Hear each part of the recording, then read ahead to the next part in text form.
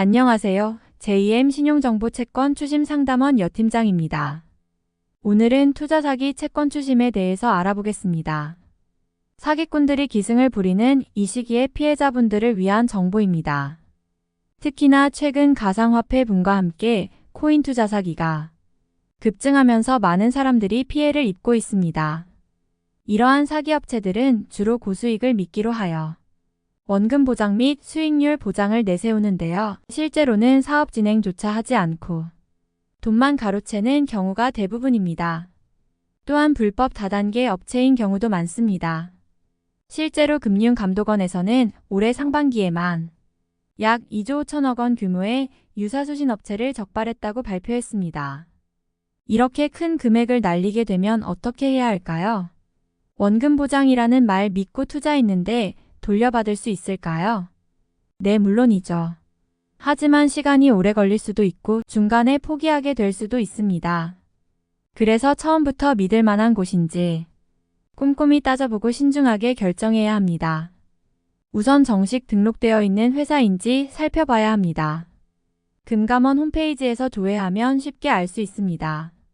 그리고 대표자가 직접 운영하는지 신뢰할 만한 이력이 있는지 등 여러 가지 요소를 고려해서 판단해야 됩니다.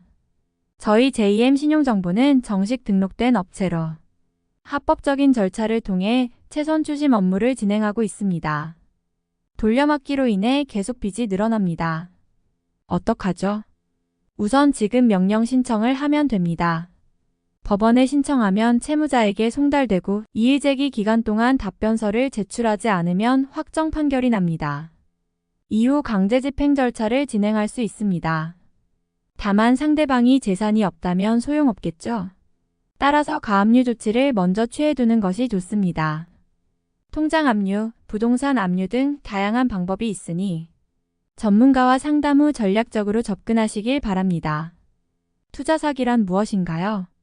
일반적으로 투자 사기는 주식회사나 펀드 등 금융기관으로부터 돈을 빌려주고 이자를 받는 형태인 차입형보다는 개인 간 금전거래 또는 지인들끼리 하는 소규모 투자 형태인 대여형 사기에 해당됩니다. 즉 쉽게 말해 내 돈을 남에게 빌려주고 못 받는 상황입니다. 투자 사기 당했는데 신고하면 될까요? 일단 경찰에 신고하시는 것이 좋습니다.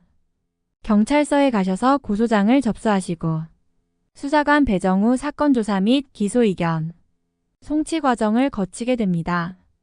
다만 형사사건이기 때문에 민사소송과는 별개로 진행된다는 점 참고하시기 바랍니다. 민사소송이란 무엇인가요? 민사소송은 국가법원로부터 재판을 받아 채무관계를 해결하는 절차입니다. 따라서 소송 절차 중 채권자가 승소하게 되면 판결문을 받게 되고 이를 근거로 채무자 재산에 대한 강제 집행을 신청할 수 있게 됩니다. 채무자가 재산을 빼돌리면 어떻게 되나요? 재산을 빼돌리는 방법 중 대표적인 것은 채무자 명의의 부동산을 제3자에게 매매하거나 증여하는 방식입니다. 이렇게 되면 당장 강제 집행을 하더라도 실익이 없어 회수가 불가능하게 됩니다. 따라서 이를 방지하기 위해서는 가압류 신청을 하는 것이 좋은데요. 가압류란 본안소송 이전에 미리 채무자의 재산을 동결시켜 처분하지 못하도록 묶어두는 보전처분으로서 만약 채무자가 자신의 재산을 은닉하였다면 신속하게 가압류 신청을 해야 합니다. 지급명령 신청이란 무엇인가요? 지급명령 신청이란 민사소송법상 독촉 절차라고도 하며 법원이 채권자의 청구 내용을 심사하여 타당하다고 판단될 경우 채무자에게 지급명령을 내리는 제도입니다. 즉, 소송 비용 및 시간 절약을 위해 활용되는 절차라고 보시면 됩니다. 그러나 상대방이 이의 신청을 하게 되면 결국 정식 재판으로 회부되기 때문에 처음부터 소액심판 청구 소송을 제기하는 것이 나을 수 있습니다. 소액심판 청구 소송 기간은 얼마나 걸리나요? 소액심판 청구 소송은 통상 2-3개월 정도 소요됩니다. 다만 사안에 따라 달라질 수 있으니 참고하시기 바랍니다. 만약 제가 A라는 회사에 투자를 했는데 알고 보니 B회사와의 계약 관계였고 그로 인해 수익금을 지급받지 못하는 상황이라면 어떻게 대처해야 할까요? 이런 경우 우선 내용증명을 보내는 것이 좋습니다.